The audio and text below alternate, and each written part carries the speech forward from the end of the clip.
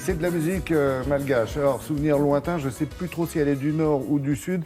J'ai l'impression qu'elle est plutôt du nord. Pourquoi? Tout simplement parce que Béatrice a trouvé effectivement à vous offrir un joli voyage au cœur de l'île Rouge, comme on l'appelle. Voilà, qui est au large Madagascar, au large de l'Afrique, évidemment. Et c'est finalement un art qui est assez peu connu en France. Des arts lointains, on en connaît bien. Le musée des Quai Branly est spécialiste des arts lointains. Mais finalement, la culture malgache, l'art malgache, on le connaît moins bien. Pourtant, cette île a été découverte par les Européens en 1500. Mais on cherche encore à comprendre l'histoire. Il y a beaucoup de choses qui ont disparu, donc beaucoup de choses qui nous échappent. Donc l'exposition qui est présentée là au musée des Quai Branly est assez exceptionnelle parce qu'effectivement, une expo consacrée à l'art malgache, ce n'est pas arrivé en France depuis 1946.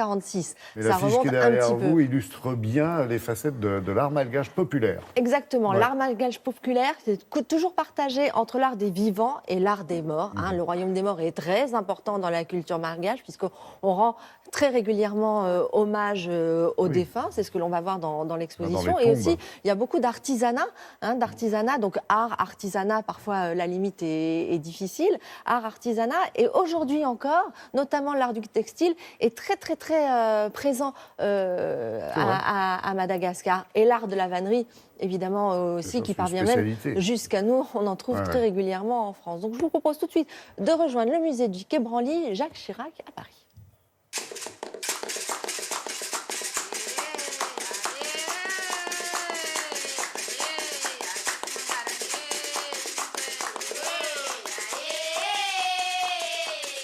Madagascar est une île, donc elle a été très perméable aux influences extérieures et ça se sent dans l'art. On a des pièces archéologiques du XIIIe siècle, même avant, qui montrent qu'il y a des influences de l'Inde, de la péninsule arabique, des influences africaines aussi, donc on les trouve par exemple dans le traitement des amulettes, de la protection magique, et puis aussi de l'influence européenne. Et on a aussi des œuvres contemporaines. C'était cette richesse qu'il fallait absolument montrer parce que ça n'avait jamais été fait.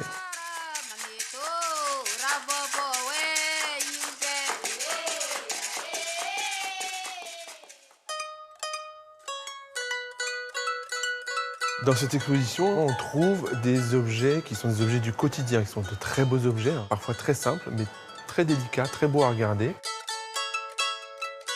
Et puis, il y a aussi des objets qui ont un rapport avec le sacré. Vous allez trouver des poteaux funéraires essentiellement. Les femmes vont être représentées comme ayant eu beaucoup d'enfants, donc représentées nues, souvent avec les mains plaquées sur les hanches. Et les hommes vont être représentés, parfois aussi nus, pour évoquer bien sûr l'union du couple. Mais on va trouver des figures de guerriers, des figures de cavaliers, des personnages avec des casques coloniaux. Et en général, ces figures évoquent la réussite sociale. Et puis aussi des figures animales avec, par exemple, le zébu qui est symbole de richesse. Donc avoir un grand troupeau à Madagascar, c'est un symbole de richesse. Le zébu qui est devenu l'animal emblématique de l'île parce qu'encore aujourd'hui, il sert de tracteur pour cultiver la terre. C'est aussi l'animal qui va fournir de la viande. On va utiliser sa corne pour faire des sculptures. La peau aussi va être utilisée, donc c'est vraiment un animal important, y compris au niveau symbolique. Sur certaines figures, en fait, tout a disparu. Les formes des mains, des doigts, il reste quasiment parfois que des images fantomatiques. Et puis surtout, le bois est très érodé et a donné cet aspect extraordinaire à certaines pièces sculptées des tombeaux.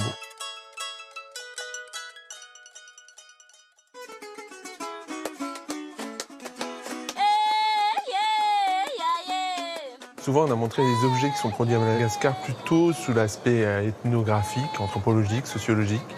Et là, au musée du Quai Branly, on voulait montrer l'aspect plastique, esthétique des choses. Oui, de l'art très ancien aussi. Art très ancien, très riche. Vous avez vu, ça couvre plusieurs différents styles d'art et sur une période très grande, je vous le répète, du XIIIe siècle jusqu'à nos jours. Donc c'est quand même pas mal, il y a de quoi voir. Et c'est jusqu'au 1er janvier, Laurent, au musée du Quai Branly, Jacques Chirac, à Paris. Voilà. Tout est dit. Merci les filles.